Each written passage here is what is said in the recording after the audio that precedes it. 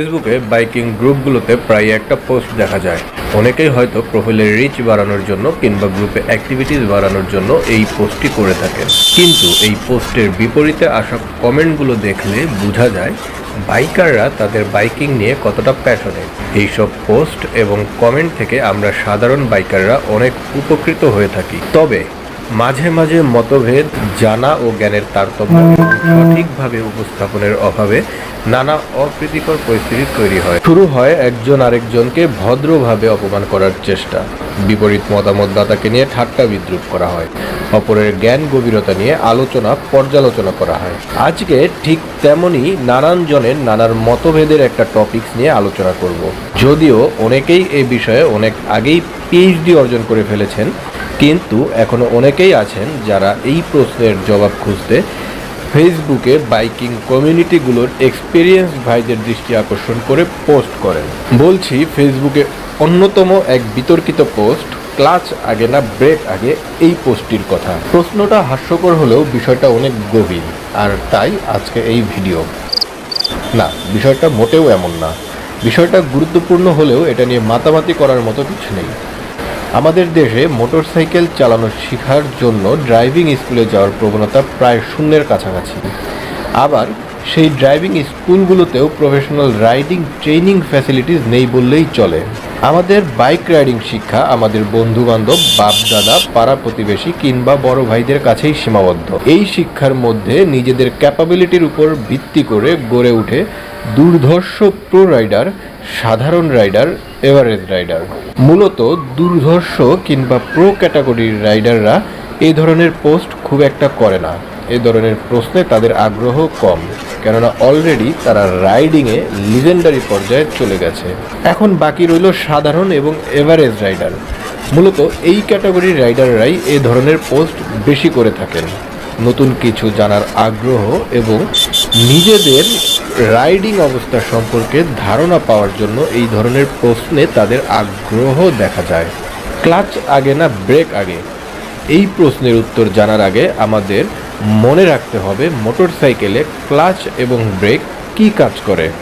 Break এক কথায় motorcycle থামানোর জন্য কাজ করে। ক্লাচ সবচেয়ে সহজ ভাষায় বলতে গেলে ইঞ্জিনকে ট্রান্সমিশন থেকে যুক্ত এবং বিচ্ছিন্ন করে। আরও সহজভাবে মোটরসাইকেলের গিয়ার পরিবর্তন করতে ক্লাচ প্রয়োজন হয়, যা কিনা আমাদের এক্সট্রা বেনিফিট হিসাবে চাকায় কতটুকু ইঞ্জিনের শক্তি বা পাওয়ার স্থানান্তরিত হবে তা নির্ধারণ করার ক্ষমতা দেয়।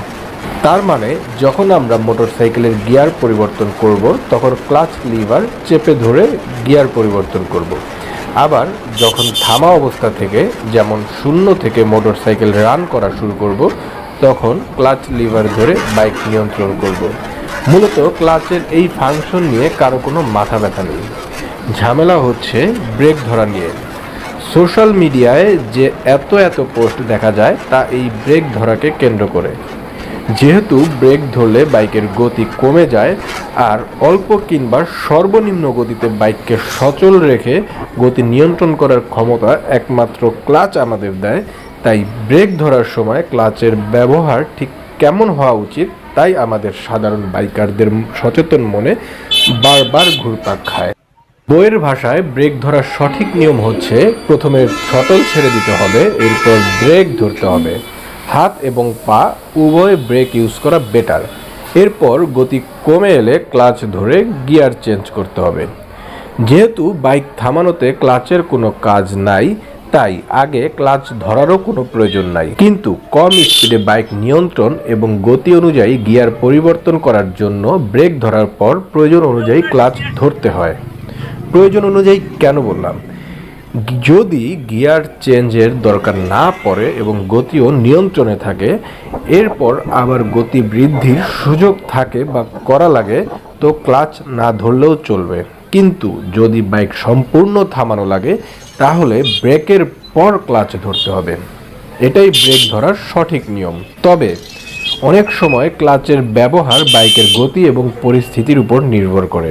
বাইকারের অভ্যাস এবং রাস্তার কন্ডিশনের উপর ব্রেক ধরার আগেও ক্লাচ ধরা লাগতে পারে। মূলত অল্প গতিতে এবং যানজটপূর্ণ রাস্তায় অনেক সময় চাইলেও ব্রেক আগে ধরা সম্ভব হয় না।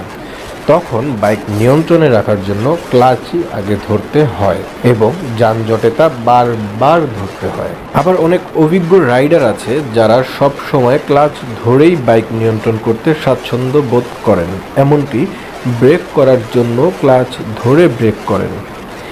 এটা রাইডারের অভ্যাস এবং স্বাচ্ছন্দ্যের উপর ডিপেন্ড করে। মূলত ক্লাচ ধরে ব্রেক করাও ব্রেক ধরার একটা উপায়, তবে আগে ব্রেক ধরার কিছু এক্সট্রা সুবিধা আছে। এভাবে ব্রেক করলে অতি দ্রুত বাইক থামানো যায়। ঢাল রাস্তায় নিচের দিকে নামার সময় ক্লাচ ধরলে বাইকের গতি বেড়ে যাওয়ার সম্ভাবনা থাকে, ফলে তখন বাইক থামাতে বেগ পেতে হতে পারে। অতিরিক্ত ক্লাচ ধরলে বাইকের মাইলেজও প্রভাব পড়তে পারে, তাই কম বেশি সবারই এটা আয়ত্তে থাকা উচিত। তবে ক্লাচ ধরে ব্রেক করাটা মূলত প্রো রাইডারদের স্কিল। মূলত প্রো রাইডাররা বাইক ড্রিফটিং করানোর জন্য ক্লাচ ধরার প্রয়োজনটা বেশি পড়ে এবং তখনই ক্লাচ ধরে ব্রেক করা, ক্লাচ ধরে বাইক নিয়ন্ত্রণ করা, ক্লাচ ধরেই যে কোনো ড্রিফটিং কিংবা বাইকের স্টান্ট করার প্রয়োজন পড়ে।